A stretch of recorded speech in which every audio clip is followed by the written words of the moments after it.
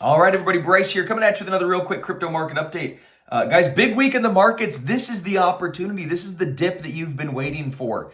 I see a lot of people out there that said they didn't want to chase prices higher. They wanted to wait until the dip came. Well, the dip is here. And I really anticipate that this dip is going to be one of the best dips to be buying.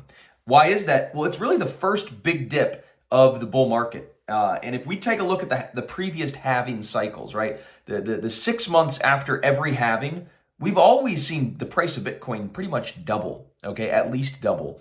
And so I'm anticipating 6 months after the most recent halving, which was April 19th, the price of Bitcoin should probably be around double. This is just based on history, based on statistics. So I think we're in a very good period of the market cycle.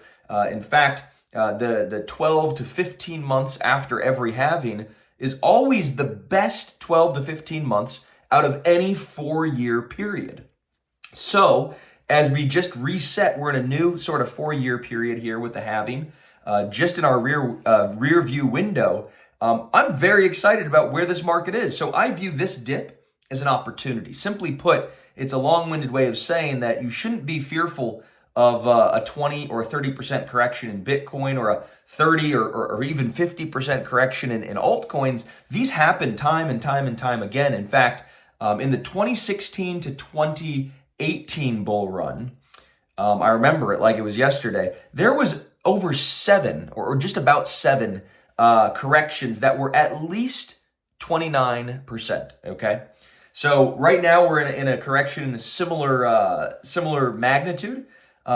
So we're expecting, hey, maybe 6 or 7 more this bull market, okay? So volatility cuts both ways. Risk is the same, on the different side of the same coin as reward. Remember, you can't have risk without reward, and you can't have reward without risk. They go hand in hand, okay? And so crypto has a lot of volatility, a lot of risk, but the rewards are great if you can endure the short-term volatility, the fluctuations. And not a lot of people have the stomach for it, but luckily for you guys, I'm here. We've got our team of analysts here giving you guys the insights and letting you know when the time to be scared actually is. It's not now, let me tell you that. I think now is actually the time to be a little bit greedy. Now's the time to start nibbling and adding to your positions in crypto, because the bull market is still very new, okay? Sure, we're coming off of a 7-month period, right? September, October, November, December, January, February, March. All of those 7 months, Bitcoin had a green candle, meaning it was higher than the next month or than the previous month. So month over month, we've seen 7 months. April, of course, saw a bad month. May, we're kind of wishy-washy. But I wanted to point out this 7-month in a row period that Bitcoin had of each month higher than the last. That's very key, because that's only happened one other time in Bitcoin's history, and it was back in 2012. And there was a period of time when Bitcoin went up 7 months in a row. It took a 1-month breather and then went up for like the next 5 months, did a 2-month breather, and went up again for the next 5 or 6 months in a row. And so we're thinking right now, we're in just that first leg, right? We're going to have a little breather, but we're expecting, extreme upside for where this market's going. We've talked a little bit about the halving and how that kind of cuts the supply of Bitcoin, the inflation rate, and that should act as a catalyst for upside. But there's a whole other thing that's going on right now, is the Bitcoin ETFs, right? The Bitcoin ETFs have taken in about $11.5 to $12 billion of net inflows since they launched in January.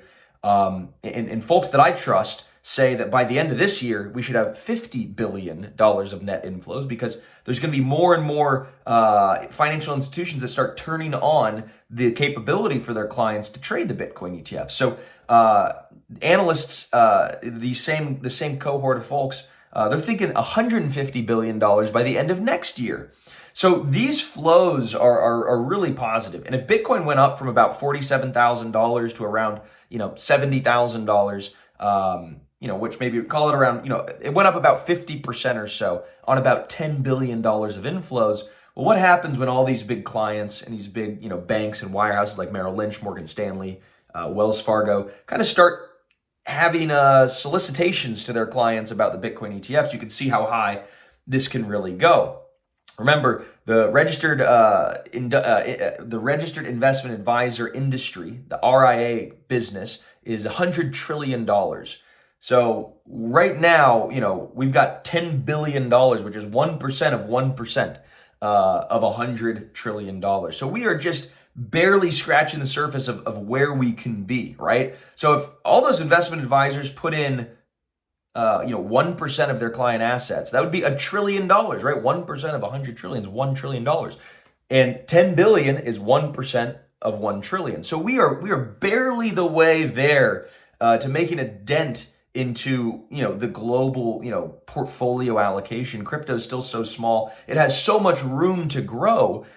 Just when you kind of take a look at those just numbers, right? Those raw numbers of where people are allocated, they're mostly allocated to stocks, bonds, and real estate, right? Let's be honest. Stocks, bonds, and real estate is pretty much where the world's wealth is. But Bitcoin, Ethereum, these crypto assets, these are new digital assets. This is an asset class that is being born. And you guys have the opportunity to buy in early before that wave of institutional money washes through and ends up, pushing prices much higher. So I think that this dip will be temporary. I think this is an incredible dip to buy. It's a good opportunity, in my opinion. You get a discount relative to the all-time highs of last month or the month before. So this to me is an attractive opportunity to add risk to your portfolio. Summers of election years are historically very strong. So we're in election year. Summer is coming up. We expect this to be a strong summer. And we think that things are going to be turning around. Now, I don't want to get too political. But I did see Trump on his campaign. He finally gave crypto a very strong endorsement, and he basically said, if you are upset with the hostility of the Biden administration towards crypto, then vote for me, because we're not going to have that hostility. We're going to have good policies that encourage crypto innovation here onshore, so that it doesn't go offshore to our competitors and worse, to our enemies. So, hey, I think, if you're looking at, how you're going to vote based on crypto policy, that's one bit of information, especially when you look at Congress this past week. They basically voted, basically all the Republicans and about 21 Democrats, they all voted on this new resolution to get rid of the Staff Accounting Bulletin number 121 that the SEC commissioned. Which made it really prohibitive, really expensive, capital inefficient for banks to custody crypto. So many people have lobbied to get this thing done. And then before the vote happened, the Biden administration released a document that basically said, it doesn't matter if you vote yes on it and you pass it, the Biden administration will still veto this, okay? Because it's going to interfere with the work that the SEC is doing. So the Biden administration is very open, very clearly saying we're anti-crypto, and they're kind of putting their life on the line there with that vote. But there was a study that was done by DCG that showed 20% of Americans that live in swing states, so like 1 in 6 or so, 20% of Americans that live in swing states, guys, they care about crypto. In fact, so much so that they've marked it as one of their key considerations. Okay, so this is really important stuff. Americans vote with their wallet at the end of the day, and there's some 50 or 60 million Americans that hold crypto. Okay, so it's really important. It's coming up. It's being talked about in Congress. It's being talked about on the election trail. So you got to pay attention to it. And I'm very curious to see how this sort of battle between Congress and the Senate and the White House, how it all works out in terms of crypto. So one of the interesting things, last note, there were 21 Democrats that voted yes on this, while all the other Democrats and the Biden administration told everybody to vote no. Those 21 Democrats had an average age of about 48 years old. Okay, so it was all like the youngest Democrats that were voting yes to help pro-crypto regulation. So what we're seeing is that crypto is not actually like a partisan issue. It's not like Republicans versus Democrats, like Republicans yes, Democrats no. It's not like that. And it shouldn't be like that, right? But what it actually is, it almost seems like it's an age thing. It seems like that the younger folks really get it. They see that this industry is growing quickly and it's changing quickly, and that there needs to be new regulations so clearly for this asset class. And so it might seem kind of interesting to see how this all works out. But I think that, crypto is the most promising technology for our financial freedom, and for our future. That's obviously why I spend all day, all night talking about it, researching it, and all that kind of stuff, guys, because it's important. You got to pay attention to crypto, blockchain, and all the amazing things that are happening. But I'm going to let you go, guys. I really appreciate you joining me for today's crypto market update. I hope you have a fantastic week, and we'll see you again soon. And also, real quick, if you don't have a subscription to a service where you guys could get incredible fundamental analysis, technical analysis, research on the best cryptos, the buy zones, the sell zones, everything you need to know on crypto. If you don't have a service like that, but you want it, well, I've got a special offer for you today. For $1, you could get a 1-week trial.